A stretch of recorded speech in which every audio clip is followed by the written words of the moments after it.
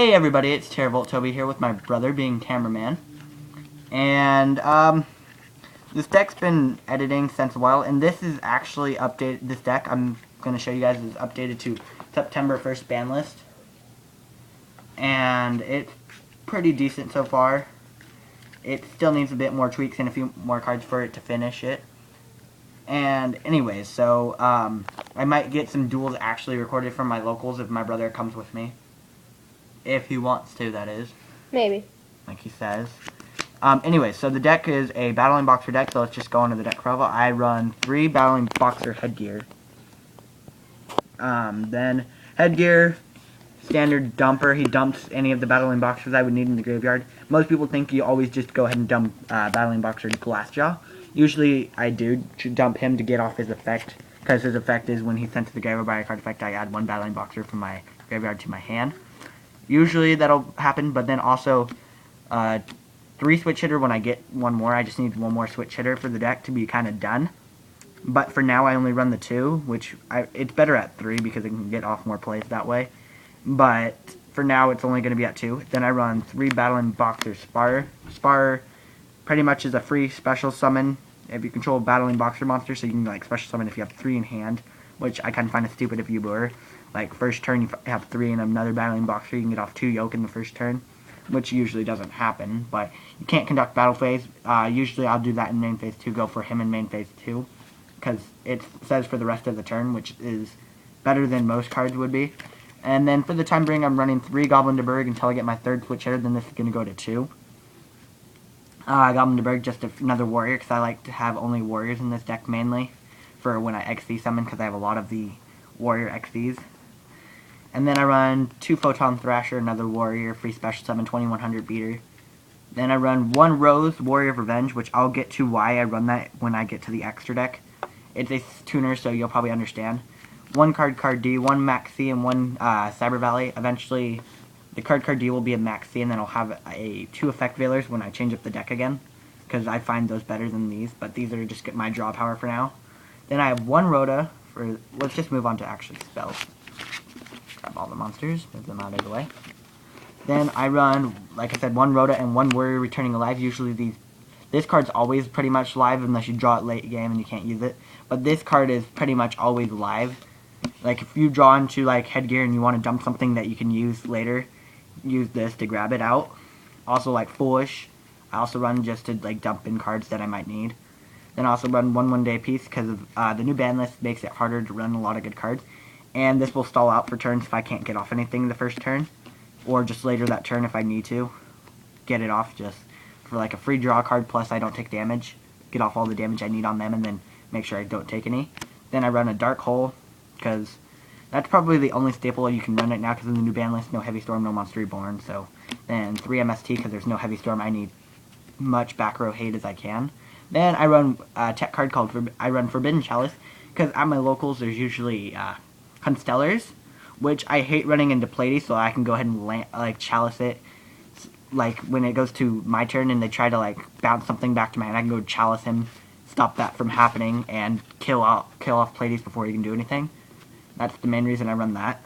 And moving on, for my trap cards, it's kind of, I still want to compulse, and then I think that'll be pretty much it for the trap cards, because I kind of like how my trap setup is.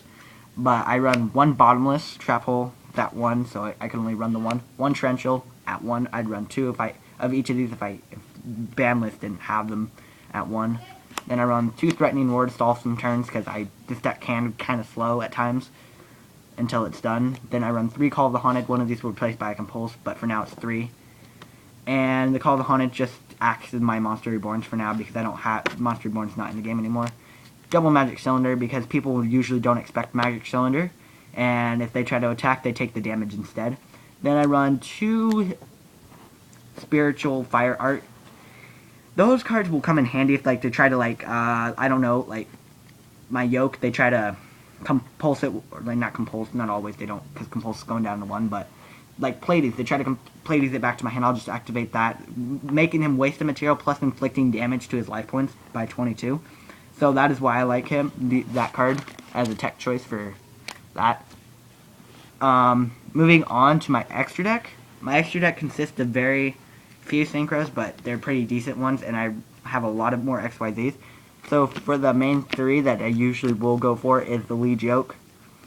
Reason for that's the reason for the spiritual items. They try to play these him back to hand, and I don't know. I tribute him, get rid of him, and inflict 22, so he's engraved. So like he's a good target for Glassjaw to go back in. And I still needed Augusto Emerald to put him back in too. But that's a good card, as always, for this deck. Then I also run the other two cards you would usually go for, Excalibur and Blade Armor Ninja. These cards are kind of expensive. This one's like a $2 card, and this one's like $4, but I got them pretty easily from friends that gave me nice deals for those, so it wasn't too bad to get those. Then I do run a Utopia and a Utopia Ray. I don't really go for Utopia Ray that often. I have him for late game situations. Then I run one Photon Palopera Operative, just basic reason why.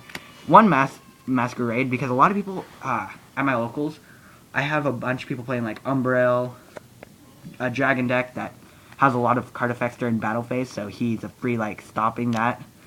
Or like if they try to like activate like Pleiades during battle phase, like to stop stuff, I can have him out, so they would have to get rid of him sooner than they would want to, because he could just negate it in battle phase and inflict a free 800. And he's also good against Exodia decks because he sends the top card of the deck to the grave, but also that's also good for many other decks. And then I run one Tri-Head Diamond Dust Dragon. I don't usually go for it, but it's a good like early game situation if they like, or late game too. Like they have 2 traps and 2 spells, you can always just block off their whole monster zone or their whole spell and trap card zone. Usually I'll go for the spell and trap card zone so they can't do anything. It'll stop a lot of their plays from going off. Then one Steel Form Roach. At my locals there's a lot of people that do play level 5 or higher decks, but usually I won't. I won't play this card unless they have that type of thing. Like, I don't know. There's not really many decks that I play against in locals, just in case I do run into it. Because I ran into a Dragunity deck at my locals one time. I could not get him out because I never had the chance because I was not playing this deck. But anyway, I have one Gem Knight Pearl to get over Ophion a lot of the time because Ophion's annoying. Not with this deck, but he's just annoying, period. One Crimson Blader. Main reason for Gem Knight is so these guys can come out against Ophion because Ophion is annoying as hell. Crimson Blader, Scrap Dragon, and Stardust Dragon. These are the 3 synchros I run for the deck. That's the reason for the Rose. Stardust Dragon is just good. Scrap Dragon, if I bring out Scrap Dragon and have Yoke out, I can target Yoke when he has material and target a card. Free pop plus powers up Yoke. Crimson Blader against decks that have like level 5 or higher monsters. Plays that I can just Crimson Blader attack. If the attack goes through, they can't summon level 5 or higher next turn, so that kind of locks down their decks. So, thank you guys for listening to this deck profile. Hope you guys enjoyed. Leave any suggestions down in the comments below. I know I told you guys what I'm going to be editing about the deck, but any other suggestions about the cards I didn't tell you I was editing, leave in the comments below. Comment, like, subscribe, and I'll see you guys next time. Bye. Bye.